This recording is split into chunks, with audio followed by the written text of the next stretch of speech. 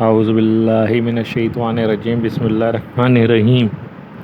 ولادت 1803، وفات 1874 عیسوی۔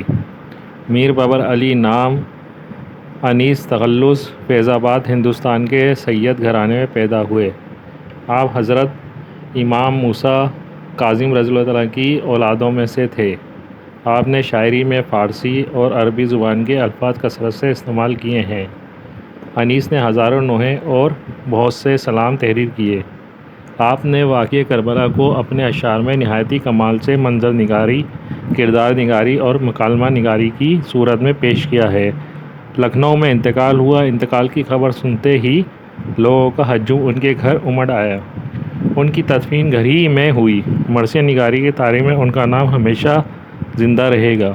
نظم: گرمی کی شدت، وہ لو وہ آفتاب کی حدت، وہ تاب و تب، کالا تھا رنگ دھوپ سے دن کا مثال شب، خود نہر علقمہ کے بھی سوکھے ہوئے تھے لب، خیمے جو تھے حبابوں کے تپتے تھے سب کے سب، اڑتی تھی خاک خشک تھا چشمہ حیات کا، کھولا ہوا تھا دھوپ سے پانی فرات کا، آب رواں سے منہ نہ اٹھاتے تھے جانور، جنگل میں چھپتے پھرتے تھے طائر ادھر ادھر، مردم تھے سات پردوں کے اندر عرق میں تر، خس سے خانہ مزاح سے نکلتی نہ تھی نظر، گر آنکھ سے نکل کے ٹھہر جائے راہ میں، پڑ جائے لاکھ آبلے پائے نگاہ میں۔